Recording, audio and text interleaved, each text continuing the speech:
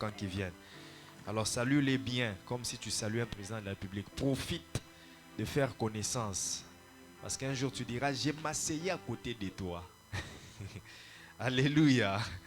Alléluia. Que le Dieu de la transfiguration transfigure ta vie ce matin. Que Dieu puisse te connecter à des bonnes personnes.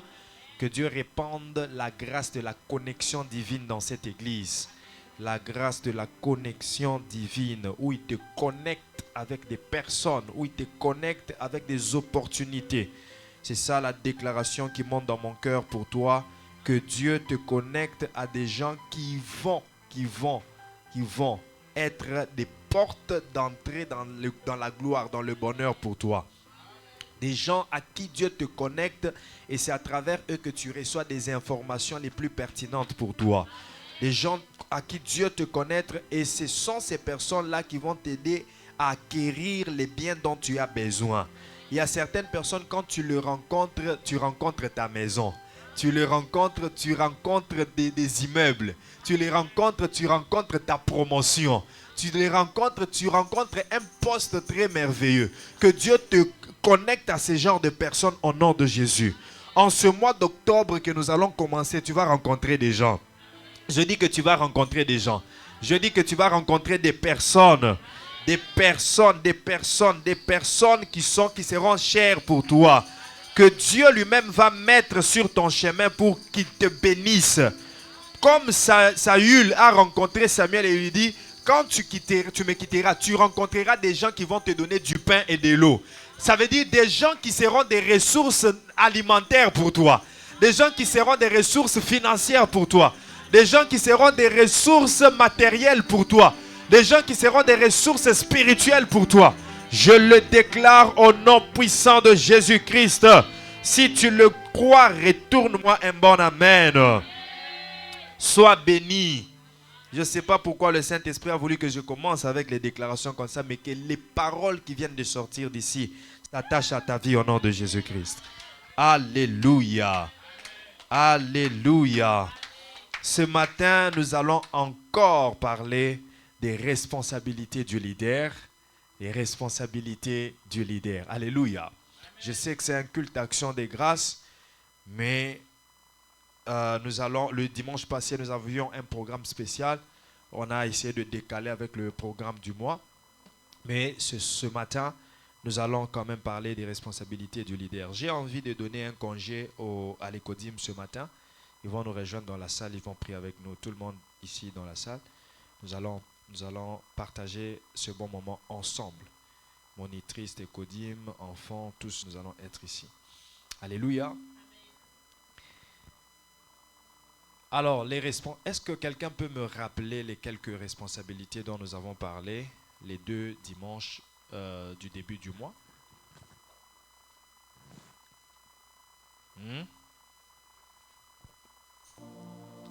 Ce n'est pas mauvais si vous fouillez les cahiers. Hein. C'est d'ailleurs un bon signe que vous écrivez les enseignements. Donc, c'est un très bon signe. À applaudir vraiment. À applaudir vraiment.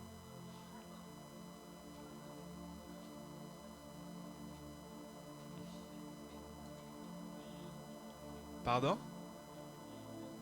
Veiller, inspecter. Ça, c'est l'une des responsabilités d'un leader. Il doit veiller, il doit inspecter les gens qu'il dirige pour savoir comment ils vont. Encourager, il doit encourager les leaders. Et le leader doit encourager les disciples, les gens qu'il dirige. Donc, encourager, avoir des paroles d'encouragement, pousser de l'avant.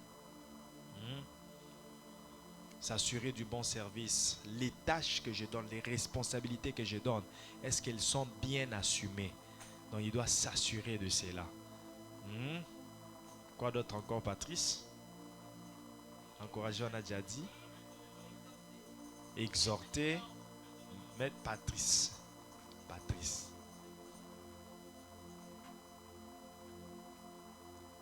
Il faut écrire les enseignements. Alléluia. Donc, ce sont les quelques responsabilités dont on a parlé. Et ce matin, j'en ajoute d'autres. En tant que leader, comme responsabilité, un leader doit placer les objectifs. Un leader doit placer les objectifs. En tant que leader, nous devons savoir placer les objectifs dans l'équipe que nous dirigeons, dans l'organisation que nous dirigeons. Nous devons savoir placer les objectifs. Quelqu'un peut dire avec moi, placer les objectifs. Alléluia. Bien-aimé dans le Seigneur, dans la vie, il faut avoir des objectifs.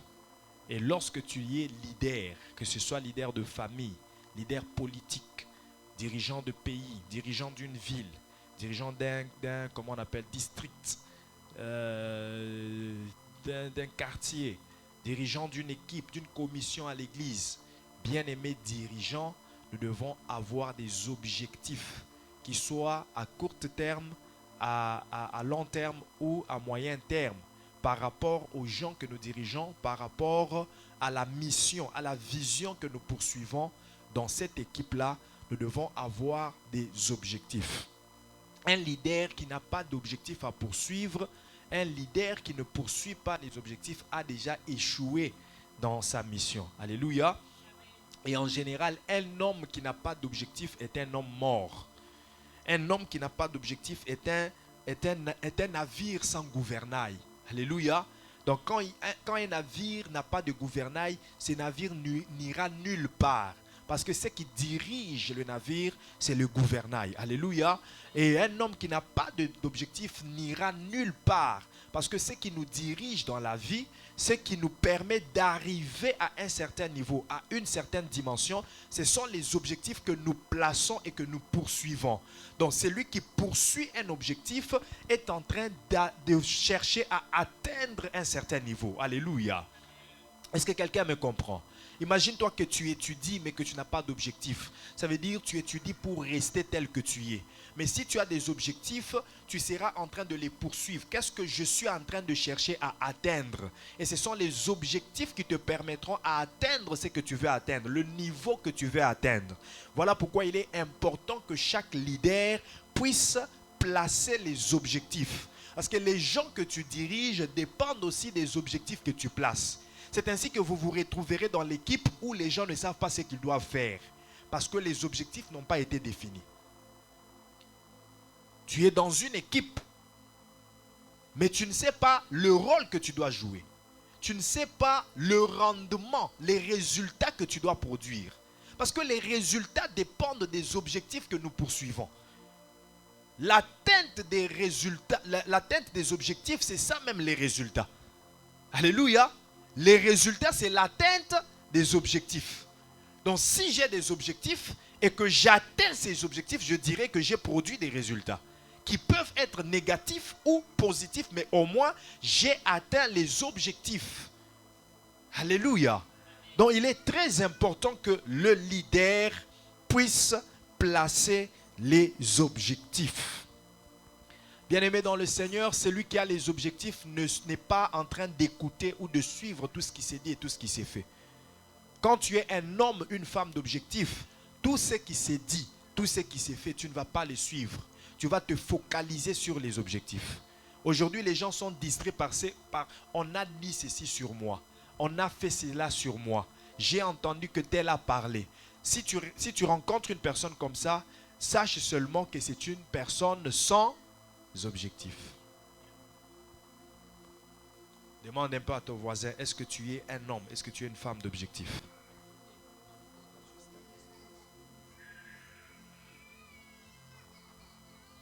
Alléluia. Avoir les objectifs, c'est bien, mais il faut aussi savoir prioriser ces objectifs. Il faut savoir classer les objectifs. Alléluia. Parce que tous les objectifs ne sont pas prioritaires. Il y a des objectifs qui sont prioritaires. Et ça, c'est toujours le rôle, c'est toujours la responsabilité d'un leader. Un leader doit savoir, oui, nous avons 10 objectifs, mais quels sont les objectifs les plus importants? Quels sont les objectifs à beaucoup plus valoriser, à beaucoup plus poursuivre? auquel on doit donner beaucoup plus d'attention. Un leader doit reconnaître les beaux objectifs, les objectifs qui sont à prioriser. Lisons Luc chapitre 9, versets 57 à 62. Luc 9, 57 à 62. Luc 9. Luc 9, verset 57 à 62, version Jérusalem. Pendant qu'ils étaient en chemin, Jésus lui dit, je te suivrai partout où tu Lis iras. calmement, doucement, lentement, mais bien. Ok, Luc chapitre 9, verset 57, version Jérusalem.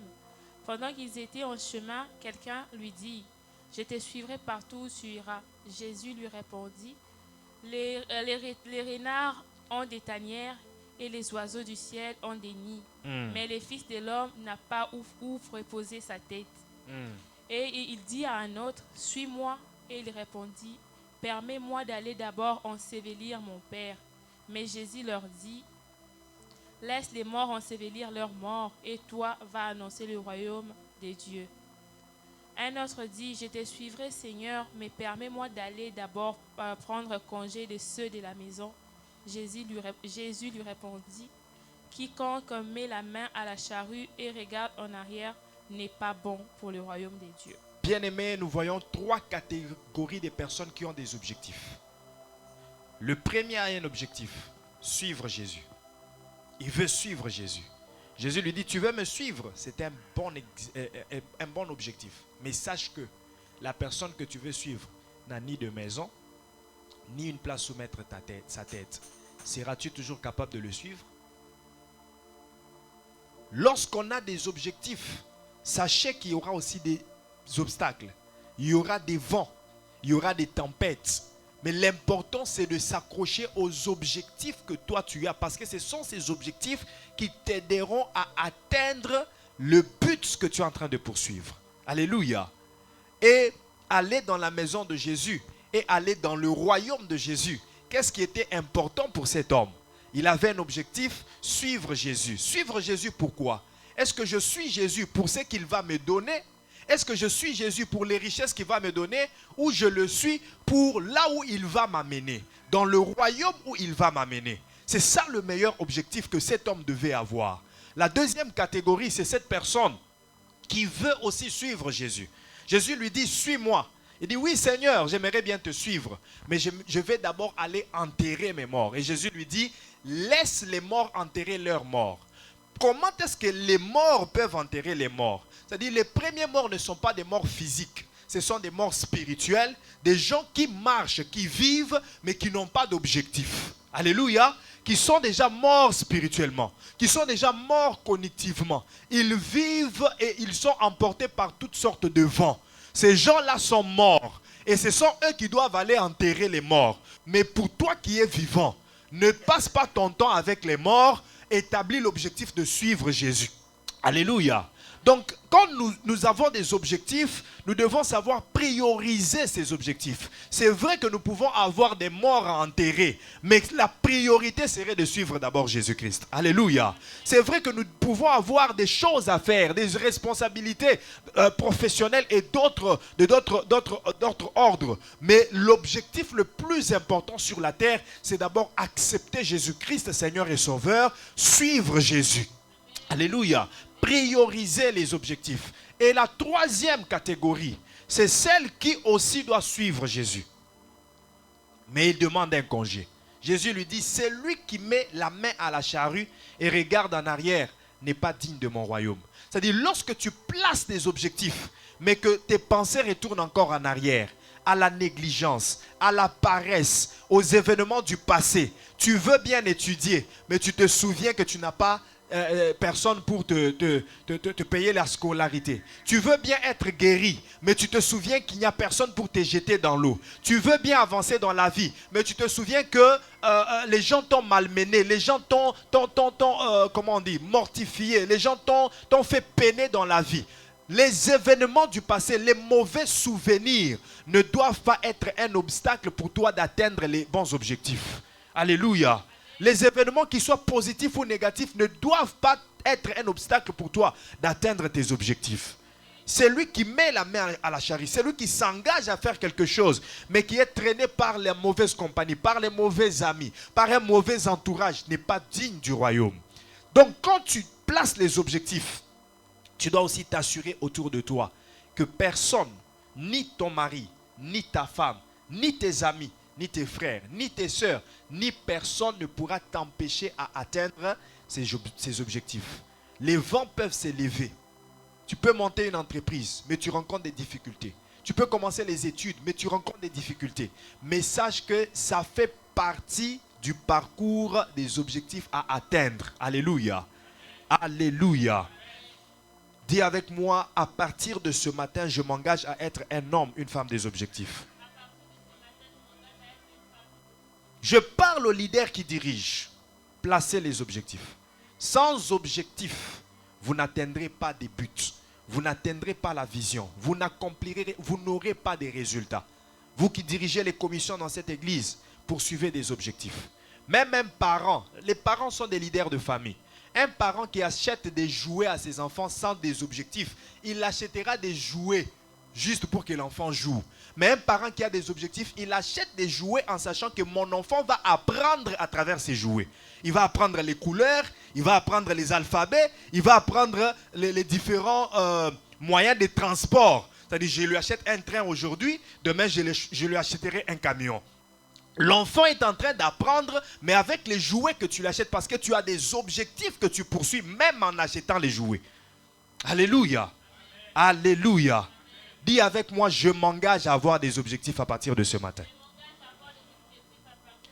Deuxième responsabilité du leader, organiser, planifier. Organiser, planifier. Organiser, planifier. Organiser, planifier. C'est bien d'avoir des objectifs, mais nous devons aussi planifier ces objectifs-là. Écoute, quelqu'un a dit ceci, c'est Antoine de Saint-Exupéry. Il dit, un objectif sans plan est un vœu. Un objectif sans plan est un vœu. Écoutez, le vœu, c'est comme un souhait. Je veux que, je souhaite que quelque chose s'accomplisse. Ce n'est pas seulement en souhaitant que cela va s'accomplir. Tu dois avoir un plan. C'est ça le problème avec beaucoup de gens qui conçoivent des entreprises. Ils conçoivent l'idée d'une entreprise. Je peux faire ceci, je veux faire ceci. Mais c'est quoi le plan que tu établis pour la réalisation de cette entreprise? Il n'y a pas de plan. Lorsqu'il n'y a pas de plan, cette conception ne sera qu'un vœu. Tu auras toujours le désir de le faire, mais tu ne le feras jamais. Tu l'auras déjà conçu sur papier, tu l'as écrit, toute l'entreprise, de A à Z, tu l'as conçu. Mais où est le plan de réalisation? Tu dois organiser les choses, tu dois planifier la réalisation de ces objectifs-là. Alléluia. Et le plan parle du calendrier. Le plan parle du timing. À quel timing je vais faire telle chose? À quel temps, à quel moment je vais faire telle chose? Peut-être c'est dans 3 mois, peut-être c'est dans 1 année. Voilà pourquoi je vous informe, je vous réveille déjà, leader qui dirigeait les commissions dans cette église. Vous devriez déjà avoir le plan de fonctionnement de 2024. N'attendez pas qu'on soit dans 2024 pour commencer à organiser les choses.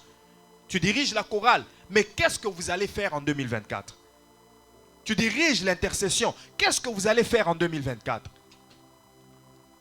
C'est quoi le plan que vous avez pour 2024? C'est quoi les objectifs que vous allez atteindre et quelle est l'organisation? Alléluia. Alléluia. Bien-aimé dans le Seigneur, il faut, en tant que leader, il faut planifier. Même dans la famille, il y a des familles où les dépenses se font à pêle-mêle. Maman dépense à sa manière, papa dépense à sa manière. Il n'y a pas de plan, il n'y a pas d'organisation dans les dépenses. Tout ce qu'on rencontre, on peut acheter. Tout ce qu'on rencontre, on peut le faire. Même des vacances, même des, comment on appelle, des sorties non planifiées. Et pourtant, chaque sortie est un budget. Chaque sortie est une dépense. Parfois, ça touche le budget de ce qui était très important et nous nous retrouvons à la case de départ. Parce qu'il n'y a pas de plan. Parce qu'il n'y a pas une bonne organisation.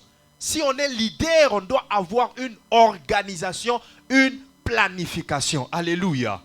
Est-ce que quelqu'un peut dire avec moi Amen? Quelqu'un dit un objectif correctement défini et à moitié atteint. Lorsque l'objectif est très bien défini, c'est considéré que cet objectif est déjà atteint. Alléluia. Et quelqu'un d'autre dit, ce que l'on vise détermine ce que l'on voit. Ce que l'on vise détermine ce que l'on voit. Je vois quelque chose, mais ce que je vois sera déterminé par ce que je vise à atteindre. Alléluia. Je vois une grosse église, une très grande église au Canada. C'est ce que je vois. Mais ce que je vise, ce que j'ai comme plan, ce que j'ai comme objectif pour atteindre cette vision-là, c'est ce qui va m'aider à atteindre la vision. Alléluia. Tu peux voir des choses, mais si tu ne vises rien, si tu ne vises rien, si tu ne cibles rien devant toi, ce que tu as vu ne s'accomplira jamais. Si Abraham est devenu le père d'une multitude, c'est parce qu'il a commencé par voir cela. Mais en dehors de voir, il a visé quelque chose. C'est ainsi qu'il a commencé à marcher. Dieu lui a dit, quitte la maison de ton père. Une marche a commencé, un parcours a commencé. Il visait quelque part, il allait quelque part. Et dès qu'il est arrivé là où il devait arriver, il est devenu ce qu'il devait devenir. Alléluia. Je prie Dieu ce matin qu'il te donne la grâce de planifier tes objectifs et de les atteindre. Je n'ai pas entendu cet amen là. Troisième responsabilité du leader pour ce matin. Former, éduquer, communiquer. Transférer. C'est la même chose, ce sont des synonymes. Former, éduquer, communiquer, transférer. Alléluia. Un leader doit s'assurer de former les gens qu'il a avec lui. Je parle à toute catégorie de leaders. Mais j'aimerais plus aussi me focaliser aux leaders qui sont dans cette église, qui dirigent les commissions. Écoutez, les commissions que vous dirigez dans cette église est une expérience que vous acquérez, même pour ce que vous faites ou que vous ferez dans les entreprises professionnelles. Je le dis parce que moi-même, j'en suis la preuve. Il y a beaucoup de choses que j'applique aussi à l'église parce que j'en acquiers comme expérience partout où je travaille dans le domaine professionnel. Mais il y a aussi d'autres choses que j'applique dans le domaine professionnel parce que je le fais à l'église. En tant que responsable, je sais que ce cas, je peux le résoudre comme ça. Et quand je retrouve un cas similaire au travail, j'applique les mêmes méthodes. C'est l'expérience que j'ai acquis à l'église. Donc servir Dieu, c'est servir dans une entreprise qui nous donne aussi de l'expérience professionnelle. Est-ce que quelqu'un est avec moi? Oh, ne te considère pas seulement quelqu'un qui chante ici. Chanter là te donne une expérience. Juste te tenir devant les gens comme ça te donne une expérience. Aujourd'hui, tu te tiens pour diriger une chanson, dire aux gens chanter. Mais un jour, ça sera pour diriger un meeting présidentiel. Mais la frousse ne sera pas parce que tu es déjà habitué à te tenir ici pour parler aux gens. Alléluia. Alléluia. Tu gères une commission, sache que c'est de l'expérience parce que déjà c'est une équipe de 5, de 10, de 20 personnes. Tu es déjà un superviseur d'équipe. Alléluia. Donc un leader doit s'assurer de former les gens. Former. Et pour former, il faut avoir une information. Il faut que tu aies de l'information. Voilà pourquoi vous qui dirigez l'intercession, la chorale, ne vous focalisez pas seulement au domaine technique de ce que vous faites, mais allez chercher aussi d'autres compétences, d'autres informations. Regarde-toi en tant que leader. J'ai besoin d'une formation ou des compétences en management. Oui, j'ai besoin d'une compétence en gestion du personnel. Parce que tu es en train de gérer le personnel. La chorale, là, c'est l'ensemble des personnes. Alors, acquiert ces informations pour savoir aussi transmettre une information, une formation aux gens que tu es en train de diriger. Et la meilleure formation, c'est aussi de transférer, de transmettre ce que tu as, ce que tu fais, de le transmettre aussi aux autres, en sorte que tu ne sois pas l'alpha et l'oméga de ce que tu fais. Que tu ne sois pas indispensable. Alléluia. Dans l'église, il n'y a que le Saint-Esprit qui est indispensable. Ce que je fais, j'aimerais bien que tout le monde le fasse aussi. Que tout le monde modère, que tout le monde... Voilà pourquoi je disais un jour à un homme de Dieu que Dieu m'avait recommandé d'encadrer. C'est quelqu'un qui exhorte, qui prêche. Mais dans certains domaines, il ne sait pas faire certaines choses. Pas modérer, pas enseigner et d'autres choses aussi. Et je lui conseillais, je disais, c'est très important. En tant que pasteur, c'est très important de savoir tout. Savoir tout. Tout ce que tu peux savoir, sache-le. Même si tu ne le sais pas à 50%, mais aie quand même une idée, même à 20 à 30% de ce qui s'est fait. Parce que c'est comme ça que tu formeras les gens qui viennent auprès de toi, qui ne savent rien faire, mais que tu... Elle n'a jamais su la technique. Elle n'a jamais, c'est ici qu'elle a commencé à le faire. Mais qui l'a formé? C'est moi qui l'ai formé. Voilà le mixeur, c'est comme ça. Par la petite connaissance que moi j'ai du mixeur, je l'ai transmis cela. Et aujourd'hui, c'est elle qui est en train de le faire. Elle aussi, en tant que leader, elle doit aussi produire des autres Elisha. Elle doit former aussi des gens qui vont aussi faire la même chose. C'est ça ce que je suis en train de dire. Transmettre ce que tu as. En tant que leader, dirigeant d'église, tu dois savoir modérer. Tu dois le connaître. Parce que c'est toi qui formeras les... Imaginez-vous que je quitte ici. Dieu me dit, va en Allemagne. J'arrive en Allemagne où je ne connais personne. Et je dois commencer l'église. Et les gens qui viennent n'ont jamais modéré. Ce sont juste des gens peut-être qui viennent de se convertir. Je dois les former. C'est ce que Jésus dit. Allez, faites de toutes les nations des disciples. Un disciple, c'est qui? On en parlera au dernier point. Donc, nous devons former les gens. Forme les gens. Hein? Montre-leur ce que tu es en train de faire. Comment tu diriges la chorale. Il y a au moins 2 ou 3 personnes qui doivent savoir la direction de la chorale, la direction du groupe d'intercession. Comment tu organises les choses. Ils doivent avoir l'idée en sorte que le jour où tu ne seras pas là, tu aies des remplaçants. Je le disais quand je parlais du leadership l'autre fois. Je disais qu'un leader qui n'a pas assuré la succession a déjà échoué.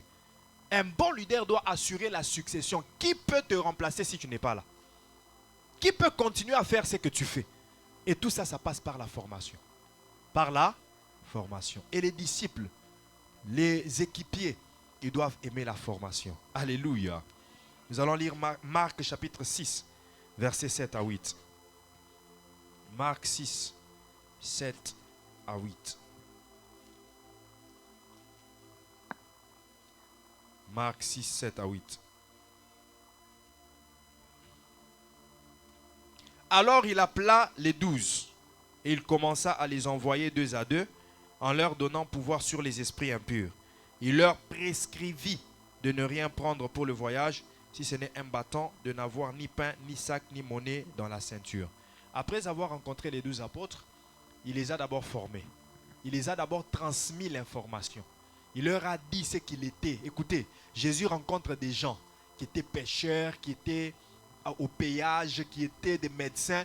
Il les rencontre et il leur transmet une doctrine. Ces gens reçoivent sa doctrine. Ils reçoivent l'information. Leur manière de penser change. Ils commencent à penser comme Jésus. Ils commencent à parler comme Jésus. Parfois quand on voyait Pierre, on lui disait c'est lui Jésus. Parce que les gestes, tout était Jésus. Alléluia. Maintenant ces gens-là, après leur avoir inculqué l'information qu'il avait, il les envoie maintenant. Il les transfère et il les envoie. C'est ainsi, il faut former les gens. Tu ne peux pas envoyer les gens que tu n'as pas formés. Alléluia. Tu ne peux pas envoyer les gens que tu n'as pas formés. Est-ce que quelqu'un est avec moi? Quelqu'un est avec moi? En tant que leader, tu dois former. 4e responsabilité du leader. Responsabiliser. Un leader doit responsabiliser. Un leader doit responsabiliser. Alléluia. En tant que leader, tu dois apprendre à responsabiliser. Mais comme je venais de le dire au point précédent, tu ne peux pas responsabiliser les gens que tu n'as pas formés. Il faut commencer par les former. Leur transmettre quelque chose qui est de toi et après leur responsabiliser. Parce que la responsabilité qu'ils sont en train de prendre, ils l'assumeront par rapport à l'information ou à la formation que tu leur as donnée. Alléluia. Dis avec moi, responsabiliser. Bien aimé, même dans l'équipe de Jésus, chaque disciple avait sa responsabilité. Pierre, Jean et Jacques, c'était les accompagnateurs de Jésus. C'était une responsabilité. Ils le savaient tous. Si Jésus leur dit, je vais partir à Béthanie, ils savaient déjà qui devait accompagner Jésus. Ce n'est pas Barthélemy qui allait s'élever pour suivre. Ce n'est pas Judas. Ce n'est pas André. Ils savaient déjà que quand Jésus se déplace, c'est Jean, c'est Pierre, c'est Jacques qui vont l'accompagner. C'était ça leur responsabilité. C'était une des responsabilités qu'ils avaient. Et vous vous souviendrez aussi que lorsqu'il a fallu qu'ils préparent la fête, qu'ils préparent la scène, Jésus a envoyé Pierre et Jean. C'est eux qui sont allés préparer la scène, les affaires pour la scène. C'était leur responsabilité. C'est à eux de faire ça. Ce n'est pas Judas qui pouvait aller préparer la scène. Vous pouvez voir ça dans Luc chapitre 22, verset 7. Luc 22, verset 7. Ce n'est pas à Judas. Judas, lui, avait sa responsabilité. La responsabilité de Judas, c'était quoi? Hein? Pardon? Je n'entends pas. Trésorier, oui. C'est lui qui gardait la caisse. C'est lui qui gardait la bourque. Alléluia. Donc la caisse du ministère de Jésus était tenue par Judas l'Iscariote qui devait le trahir.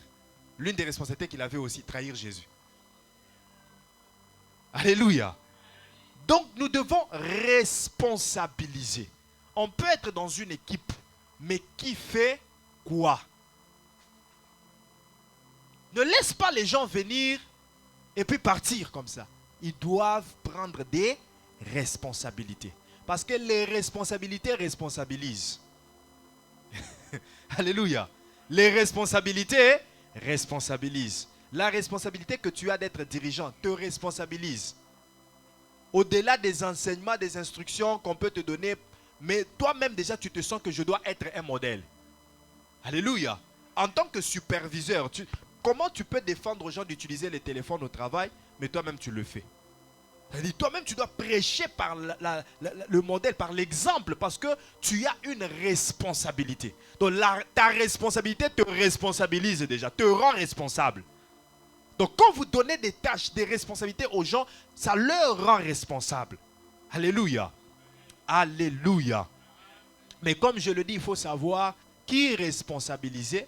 Il faut s'assurer d'abord de l'avoir formé, de l'avoir transformé et après, vous pouvez le responsabiliser. Est-ce que quelqu'un est avec moi? Est-ce que quelqu'un peut lire pour moi Marc chapitre 6, verset 12 à 13?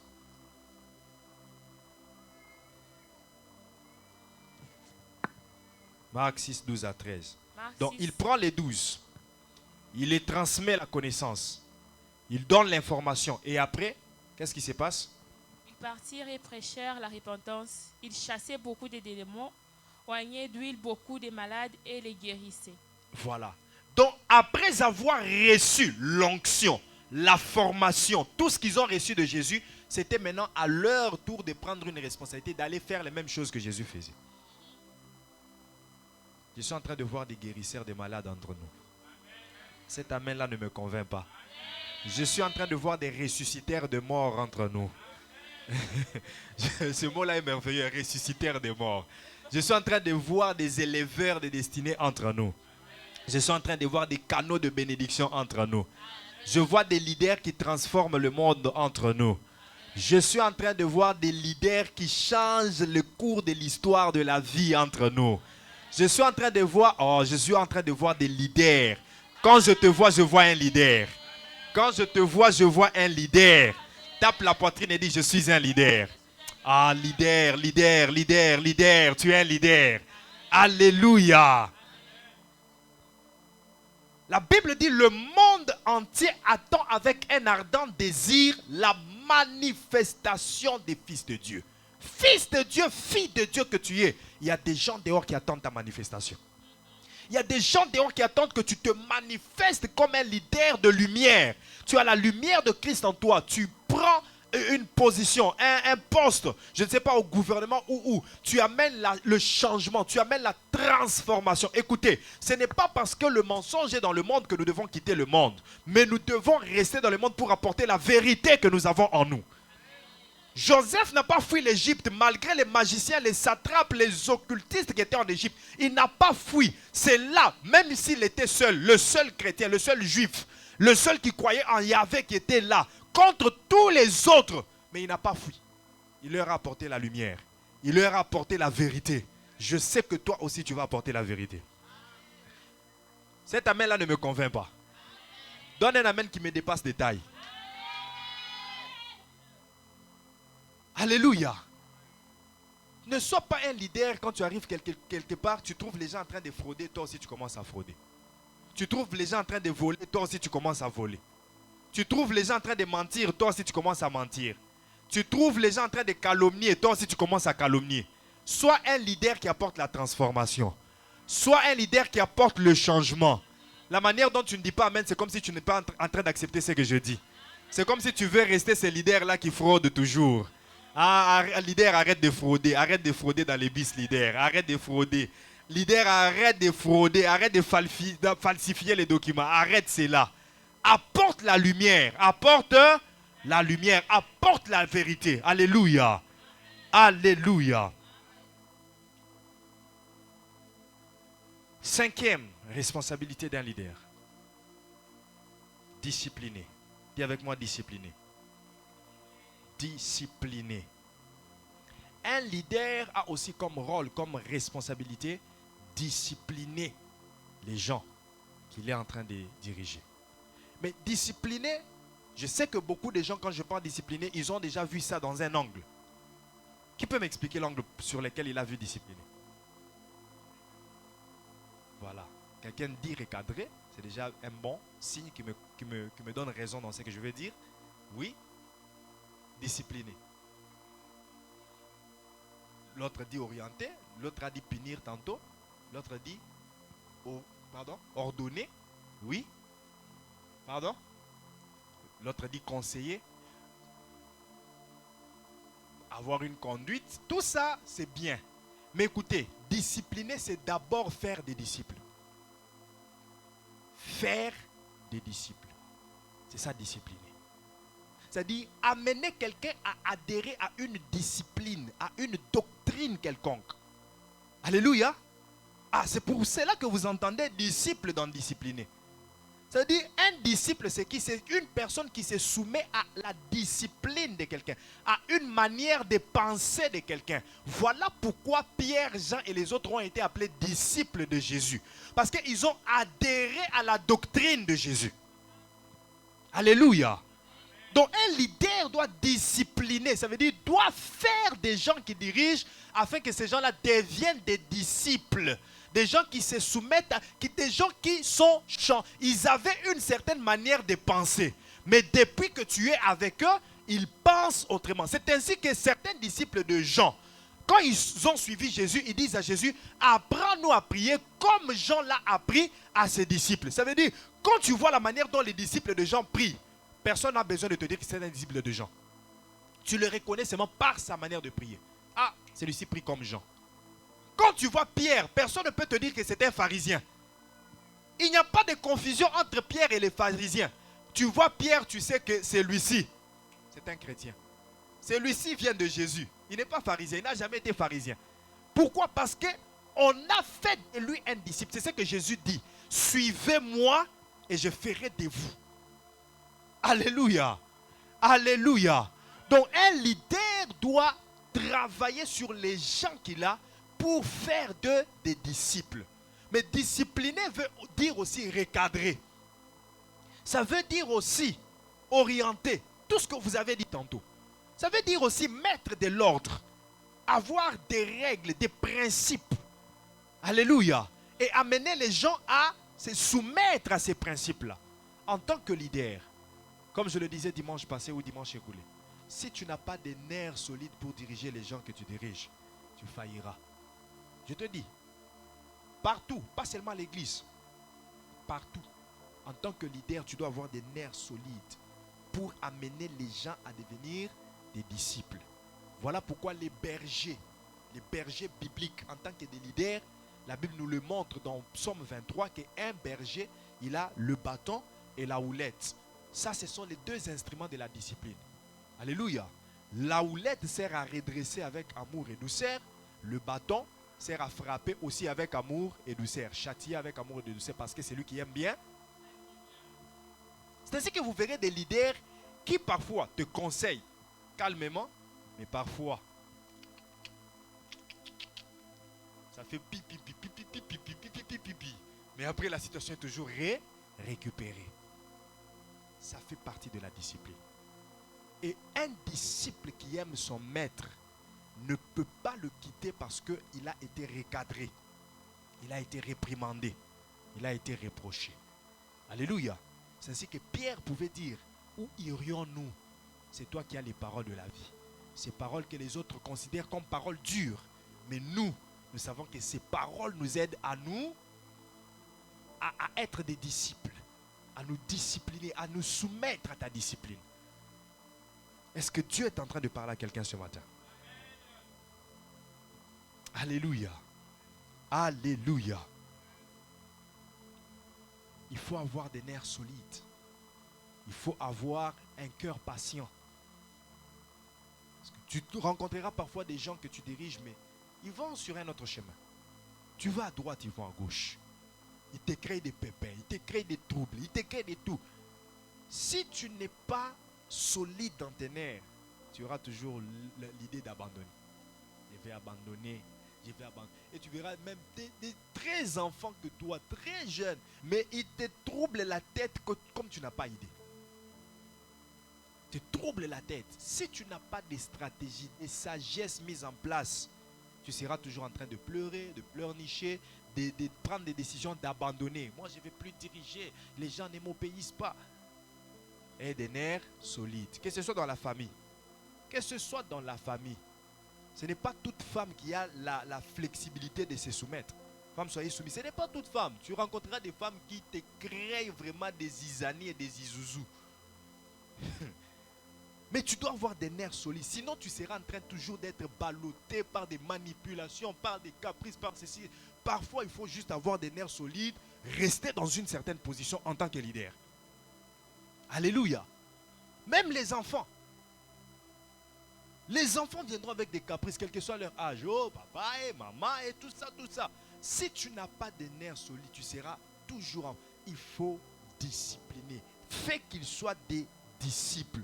Parce qu'une fois que même ta femme, même tes enfants parviennent à être tes disciples, à consommer la vision, la manière dont tu fais les choses, tu es en paix. Tu peux te reposer et laisser tes enfants faire tout. C'est ainsi que vous verrez qu'il y a certains enfants qui prennent des responsabilités très jeunes. Il a 14 ans, mais c'est lui qui dirige déjà l'entreprise de son père.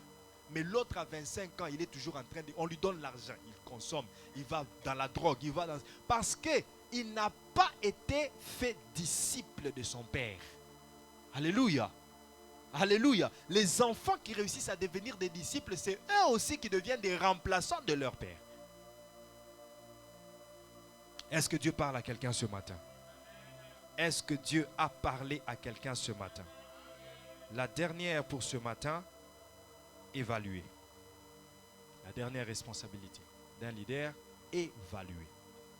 Après avoir formé, après avoir placé les objectifs, après avoir transféré ce que tu as, tu dois aussi, après avoir responsabilisé, tu dois évaluer.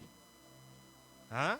Faire l'audit, l'évaluation, l'examination pour savoir qu'est-ce qu'il a fait.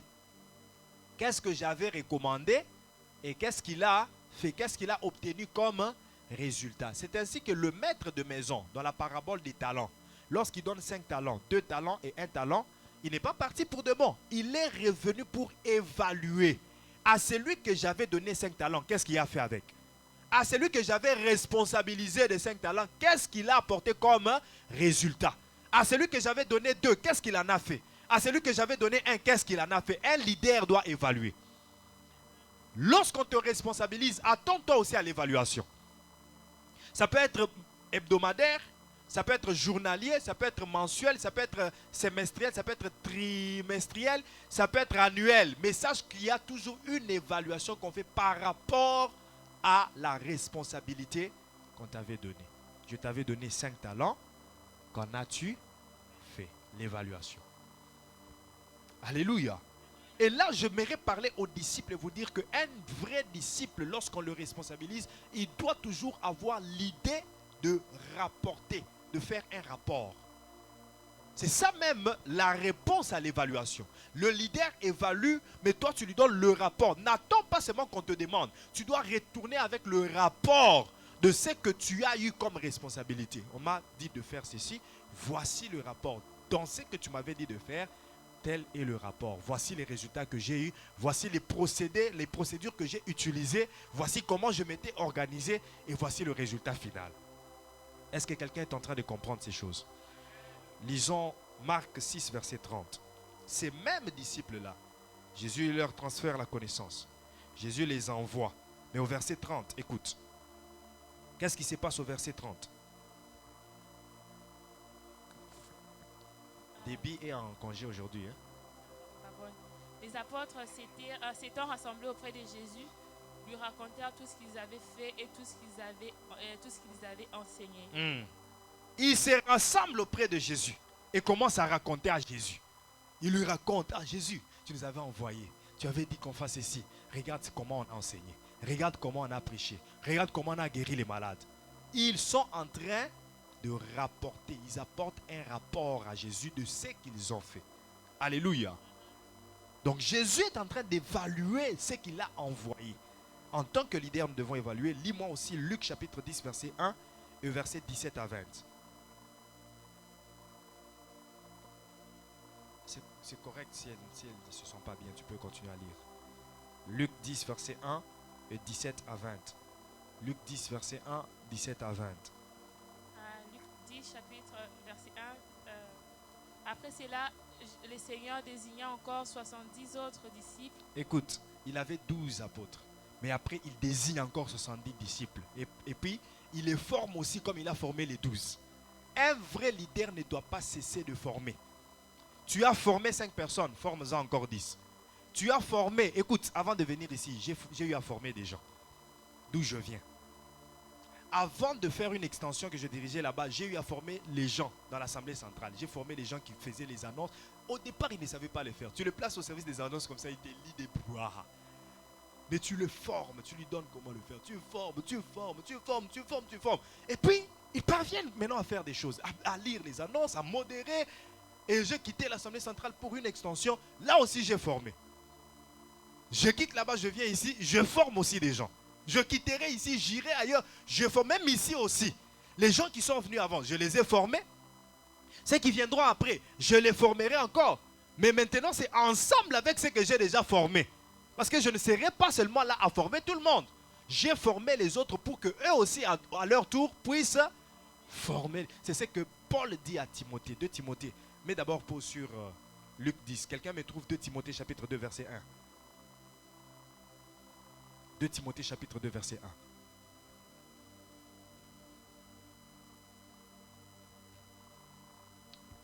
1. De Timothée chapitre 2, verset 1. Toi donc, mon enfant. Toi donc, mon enfant. Fortifie-toi dans la grâce qui est en Jésus. Fortifie-toi dans la grâce qui est en Jésus-Christ. Et c'est que tu as entendu de moi. C'est que tu as appris de moi. C'est que tu as appris. Timothée, tu as appris des choses de moi. Je t'ai formé. Alors, c'est que tu as appris de moi. Fais-le. Confie-le à des hommes fidèles qui soient capables d'enseigner. Toi aussi, enseigne-les aux autres, qu'ils à leur tour enseignera.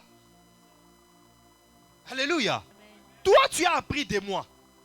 Mais ce que tu as appris de moi, enseigne-les aux autres. Ne leur enseigne pas d'une manière que ça reste à eux. Enseigne-les d'une manière que eux aussi, à leur tour, qu'ils aillent les enseigner aux autres. C'est ça la responsabilité d'un leader. Luc 10, verset 1 et verset 17 à 20. Luc 10. Écoute verset 1. Après cela, le Seigneur désigna encore 70 autres disciples. Il les envoya 2 à 2 devant lui dans toutes les villes et dans tous les lieux où lui-même devait aller. Ça, écoute, un bon fils, un bon disciple doit donner du repos à son maître. Est-ce que quelqu'un m'entend? Est-ce que le cœur de quelqu'un reçoit? Ce n'est pas mal d'appeler toujours pasteur, mon pasteur. Il y en a même qui vont très loin pour dire mon, pas daddy, daddy, mon daddy, mon daddy.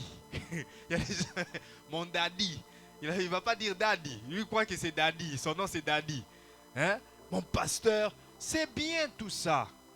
Mais quel est le repos que tu lui donnes?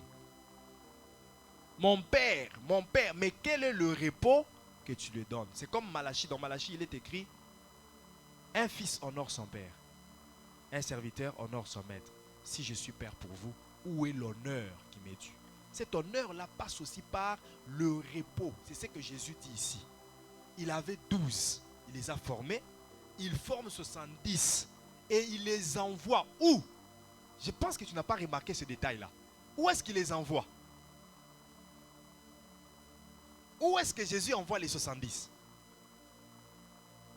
Il y a un détail que tu n'as pas remarqué.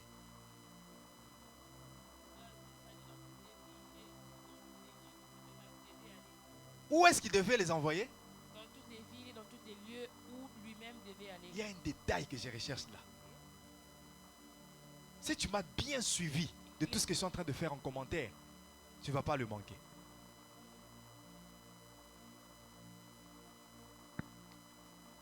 Là où lui-même devait aller. C'est lui qui devait aller là. Non, non, moi je n'ai pas besoin des villes, tout ça. Non, là où lui-même devait aller. C'est lui qui devait y aller. Mais tellement qu'il a maintenant des fils qu'il a formés, des disciples qui peuvent lui donner du repos, lui ne y va pas. Mais ce sont eux qui y vont. Écoutez, bien aimés dans le Seigneur, il y a des choses que je ne peux plus faire dans cette église. Que je ne peux plus faire. Oui, au début je le faisais. Je le faisais parce que personne n'était là pour le faire. Je le faisais parce que les gens étaient en mode formation. Mais rendu à ce moment, il y a des choses que je ne peux plus faire. Alléluia. Parce qu'il y a des gens qui doivent le faire. C'est eux qui doivent aller où Jésus devait aller. Cela n'empêche pas Jésus d'y aller. Mais au moins il s'est dit, j'ai maintenant des enfants, ils peuvent y aller. Je peux y aller aussi quand je peux. Mais au moins, j'ai des enfants qui peuvent y aller. Alléluia. Alléluia. Et ça, je le transmets à tous les leaders qui sont dans cette église. Ne sois pas indispensable. Ne sois pas celui qui est incontournable. Il faut que toi, tu sois toujours là pour que les choses se fassent. Non, c'est un danger, c'est un échec. Tu es leader, tu sais faire des choses. Transmets-les aux autres. Ça, c'est ça même l'honneur. L'honneur, c'est quand tu as réussi à transmettre aux autres les capacités, les potentiels qui sont en toi. Les gens croient que quand on t'applaudit partout, hey, c'est lui qui a fait, c'est lui qui a fait, c'est lui qui a fait, c'est ça la gloire. C'est une malédiction. Parce que tu es la seule personne à faire les mêmes choses. Mais quand tu arrives à te multiplier, les mêmes choses qui te rendent glorieux, tu les transmets aux autres afin que les autres soient glorieux. Ne crois pas qu'ils vont te ravir la gloire. Voilà pourquoi moi, dans mon cœur, je ne peux jamais refuser à mes enfants la chair. Quand je reconnais la grâce en toi, papa, viens, prêche, amène-nous dans les révélations. Tu ne me verras jamais être jaloux parce que tu fais crier les gens. Il y a des gens comme ça. Parce que son enfant commence à faire crier les gens, des miracles se font. Il se dit, ce petit va me ravir l'église. Écoute, tu as la grâce. C'est ta grâce. Moi, j'ai ma grâce. Tu n'auras jamais la grâce que moi j'ai. Tu prêcheras à ta manière, je prêcherai à ma manière. L'essentiel est que je prêche, les gens sont bénis. Tu prêches, les gens sont bénis. Maintenant, la compétition, c'est la compétition entre père et fils. Vous n'avez pas honte. Père et fils. Les vrais pères, ils font la promotion des fils. Quand leurs enfants prêchent bien, ça fait sa gloire. Ils les poussent encore. Ils peuvent même disparaître et laisser les enfants apparaître. Parce que chaque génération doit laisser place à une autre génération. Alléluia. Alléluia. Est-ce que quelqu'un est béni ce matin? Continue la lecture. Là où il devait aller, verset 17. Les 70 revirent avec joie, disant... Revinrent. Les 70 revinrent avec joie, disant, Seigneur, les démons même nous sont soumis en ton nom. Ils sont joyeux, ils disent, hey, Jésus, nous avons fait les choses que tu fais. Jésus, j'ai dit, et les démons sautent là-bas. Ils étaient tout contents et ils amènent un rapport. L'évaluation. Dis avec moi l'évaluation. Il les a envoyés, mais il évalue le travail qu'ils sont allés faire. Ils sont contents. Nous avons chassé les démons. Oui. Jésus leur dit, je voyais Satan tomber Jésus du ciel lui-même comme un était très éclair. content, très joyeux. Il dit, ah mes enfants, vous ne savez pas comment vous avez fait ma joie. Pendant que vous chassez les démons, moi je voyais Satan tomber comme un... Éclair. Ah, c'est joyeux quand les enfants commencent à produire des résultats.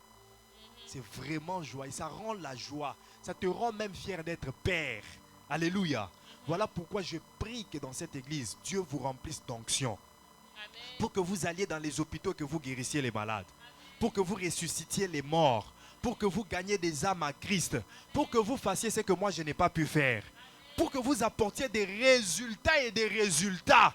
Au nom de Jésus-Christ. Je n'ai pas entendu cet amen-là.